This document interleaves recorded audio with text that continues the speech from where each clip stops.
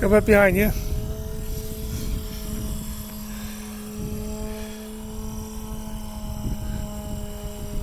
Back over here today.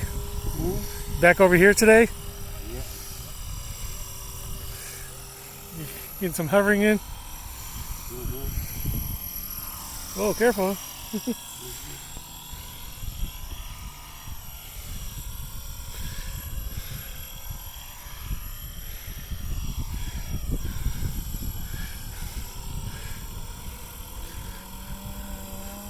How you feeling today compared to yesterday? So how you feeling today compared to yesterday flying it?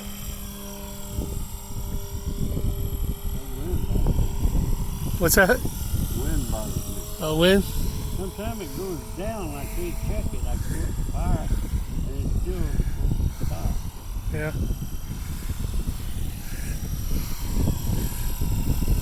Well, I bet this got to be a lot easier to fly than the ones back in the 70's. So this got to be a lot easier to fly than the ones back in the 70's. Yeah. So what was it like flying those back then? What was it like flying those back then? Yeah, I got you on video. Oh. Yeah. You got me this time. So what was it like flying the airplanes back, or the helis back in the 70's? Because you didn't have any gyros or nothing back then, did you? No. Pretty challenging? I learned to fly, so I did better than what I do here. Oh, yeah? And I can't understand that. Seems like the ones back then would have been really difficult. Well, you're a lot younger back then, too. Yeah. Well, I'm more agile, use my brain a little better. Do it that way.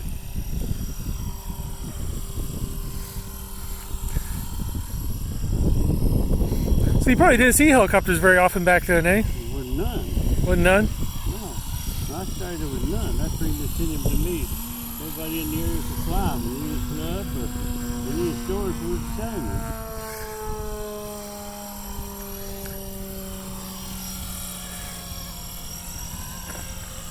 So where the heck would you get them from? Did you just have like mail order them or something? It came out of Germany. It's always out of Germany. Oh, really? Huh? Yeah, I think even back in the 80s. And it was unique too because it was fully scale.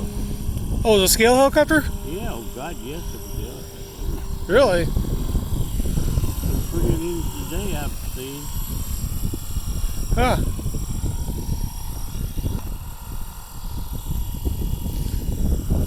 So how'd you end up getting to fly it then? Bill Hempel, Sr. Yeah? He's sent him to me. Said if anybody could fly the damn thing, Bill Plunkett would learn how to fly it. So I just started thinking about how to do it, you know. Yeah. I had him take a table, bore a hole in the center of it, and Well, I think I've seen stuff like that before. We put like on a pivot or something. yeah, You try to get a feel for it. yeah.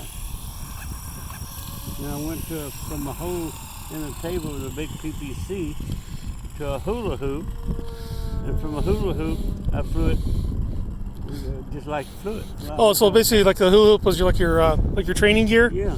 Okay. So I put the hula hoop on the skids underneath, and I put four pieces like tit-tat-toe of hardwood, little square hardwood all the way across, you know, and they stick me on a hula hoop about 2 feet, and I put a ball on each one of them, a rubber ball on each one of them, and that kept me from hitting those blades. So obviously, I guess that had been probably fixed pitch thing because there was no mixing back then. So it had been fixed pitch. So it's fixed pitch, yeah. Fire, takes it up, down, everything, yeah. So everything was just based off of power then. Yeah. Oh wow. Yeah. Yeah. It seems like that's definitely add even more to the challenge. So basically, you had no collective pitch, so you went fixed pitch, and you had no gyro. Right. In a scale fuselage. Right. From a helicopter made in Germany. Yeah. Oh my gosh. Wow. I was going to bring you a picture and show you. Darn it. It was in here. It's not in here now. Darn it. Yeah. I gotta get that short to you for fun of it. There's Oh, he, myself, and a stranger standing with that helicopter. I was hovering about this high. Yeah. It's about 5 feet long. So did you ever get to a point where you're able to fly without the hula hoop, or? Oh yeah. Yeah. So That's when I brought it out here. Where I learned to fly was at the polo ground at River Road and where it hits the Pantana Wash there. The university had a polo ground there. Oh, so yeah. I learned to fly. Oh yeah, yeah. there. I know what you're talking about. I've And been there. then I brought it out here, and boy, crowds would get here, boy. I was the only one able to do it, and the first helicopter I've seen here, you know. Yeah. So you brought the first helicopter to the field here, right? Yeah. Back in the 70s, huh? Originally built this. Yeah. And they also use this for scale events where they. Oh yeah, yeah. So when they judge it, they have to be outside the circle to judge it. So And they you was put, used for that as well as my helicopter. But the guy would never let me fly beyond the bushes. I probably would have tore it up if it got back out there anyway. yeah. But I could fly all around the area next to the bushes, over the runway and back here. We had two of the cans like that on that side and on that side. I could fly from one, land on that, come over, land on the other. I couldn't do a lot of maneuvers other than Well, yeah. I mean, that, but to them it was great. just the fact that you had it flying, yeah. Yeah. And then, well, I didn't tell you the story, but I flew it for about 4 years for him, something, I don't know, in that area. And then he and his son and family moved off. He was 80 years old then. He couldn't fly anything because he shook a lot, and that was his project, and that's his baby.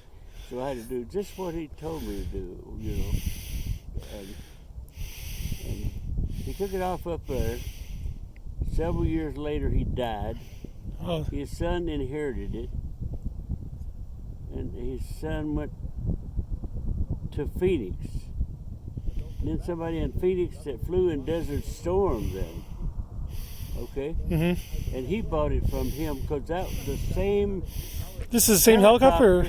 The same helicopter that he flew in Nam was that helicopter. Oh, really? In a purple shape. So he took it, changed the colors on it, camouflage, and his numbers and everything on it. And he had it several years. And we were having our winter nationals then, okay? Uh-huh. And he came down here for some reason, I think to show it to Bill Hempel or just see the winter national. He wasn't flying it. He didn't fly radio control. How he was here, I don't know. But Bill coming running over to me, Bill, come here, look at this. You're not going to believe this. So he dragged me over there to that chair, me and two other guys, and they're sitting in the back of that truck with that helicopter. It was the first I hear. Oh my God! So went through all. So you flew it here first, Right. with all these different hands, and ended up right back here again. Back here. But Oh then my never gonna gosh! fly again. Now it became a thing of beauty for. He could talk about his helicopter. Here it is. But it never flew again after that, eh? No. So. After I flew it, no one ever flew it again. Oh really? So just passed hands and just. Yeah. And that was it, huh? Hands. Wow. I like to tell that story. Oh, that's cool. That's not the only thing I got to brag about and done in life. You actually got a lot back about it. I mean. And the terrible thing about it is, I flew it pretty good back then. Yeah. But I didn't do anything but except move around and like that. Yeah. But I can't fly this son of a bitch now. Why? Actually, I think you fly pretty good. I'm scared shitless. You say it's pretty good, but to me it Yeah. don't look pretty good. Yeah, I think probably back then you probably just didn't think about it, you know, because you didn't have anything to compare it to with anybody back then. You know, you're the first one to fly one here. You know, and now you see me fly, you've seen Jerry, and you know all these other people fly. You've seen how we fly, you know, crazy and aggressive and all that. You put your email, your address in my telephone, and I'll send you a picture of that. Oh yeah, definitely. Would you do that? Oh yeah. Here, we'll do it here in a bit. We'll get that here in a bit. I've got a little bit more flight time. So you get all nervous flying this one now, huh? You got it. I tell you didn't seem nervous when you were flying, you know, yesterday out there. You looked like you were doing really good. Today it seems stranger. Yeah, a little too. Yeah, I think maybe because you're out in a flight line, you just felt more comfortable out there.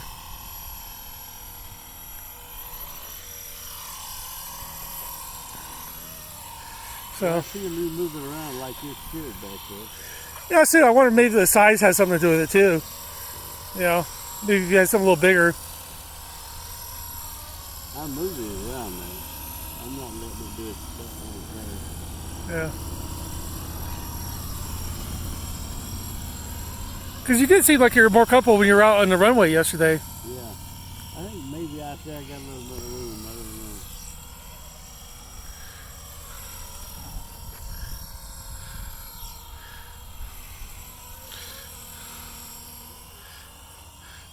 know.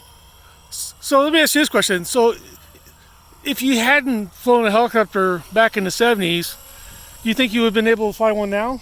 I don't know. I have no idea. Whoa, getting a little closer. Yeah, be careful. Whoa. Hey, now you're flying like you're flying yesterday.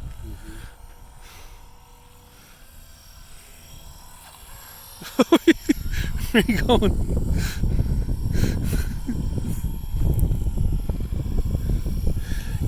I think it probably has probably a big part of it is that that you have that had that that background to flying the helis back then. So it's just I mean, I figured, God, if you could fly that back then, this should be simple. Yeah, but it's not. It's like the first time I've ever seen a helicopter, and I don't know where its nerves are aged now. I don't know. Yeah. Back then, and it was a huge, and it seemed to be slower than this. It seemed to be not. This one here seems to jerk. That one's smooth, like you're flying a Cub. Well, it was a lot bigger, and yeah, and I can make smooth turns with it. And also too, I think with that being nitro, the power difference is a little different as well too. And and when you dipped it down, this one here, whoop, that one would go slow, picked up speed. Yeah. I don't know how to put it. No, I get what you're saying. And it's a big body, you can see it good. I don't know how to put it in words. Yeah, I do. I know what you're saying. I guess I know people talk about like the difference between like nitro and that's like they're lighter, but they're more smoother on the power. Electric is more like instant power. It's you move the throttle a little bit, it's gonna react quicker. But it didn't on that one. Yeah. And the blades were about that wide and long. Yeah. And they were wood. They weren't. Oh, well, yeah, they probably had to make their own blades probably back then. I'm sure blades had been pretty hard to come by back then. Yeah. Because you had to balance them and do all that stuff back then. I only broke blades once and only hurt the body once. I was up out at polo field, and I'd been learning to fly higher, and I got up maybe a couple hundred feet up there, hovering in that spot. Yeah. And here comes a fucking big helicopter, and he parked up there doing this, looking at that helicopter. Oh, a full-size helicopter came by. A Navy. They had damn helmets that had lightning on it, and big goggles that covered the whole face. You couldn't even see a face in there. And they were all looking out, They probably wondered, what the hell is that? and he turned this way a couple times where both pilots could watch it, But the wind just tore my ass up there. Oh, yeah, the wash. Above me, Yeah. And shit, mine got out of control, so they took off. I come down, I hit the ground like that, and the blade came down and cut that fiberglass body right in half. Oh, no. Oh shit, he was behind himself. Oh, I bet. Well, yeah, probably all that prop wash from that. Said, wait a minute, now I could only see that it would be easy to put back together. And I did go back together good. I got on the outside. I got it jigged in straight alignments. Okay. And I put 2 woods like popsicle sticks on each side and screwed them in place, and that kept it jigged. Yeah. I went inside with fiberglass stuff. It went slow drying, and I painted both sides of it with that. Then I went in with the real fiberglass cloth. Yeah. Heavy gauge. I went along the sides pushing it against that, okay? Yeah. And I let that set up. Then you copy me, you asshole. What's that? You copy me, God bless you, I see you. and then what I did, after that healed and they dried to the thing, I took the sticks off, and it made it stiff, okay? Yeah. Then I went in there with a long stick and a mop on it, wrapped with cloth, and I dip it in fiberglass, and I painted the fiberglass in to that was dry, and around it, attached it to the body on both sides. Mm-hmm. Then I let that dry. Then I come in where the cracks were. Then sort of sanded it. I put material in there. I can't remember what type he got, but it got some material. I put in those cracks and sealed it. Then sanded it. Then match paint. Put decals back on it. It's like new. Oh, good. Like I say, about So it's still 4 or 5 so years. it's still fixable, obviously. You know. 4 or 5 years. We had to put a little weight in front. Yeah. Make up for the repaired. Yeah. So I don't know. It turned out well though. Okay. Oh, pretty cool. Okay, well, let's get back and concentrate on your flying.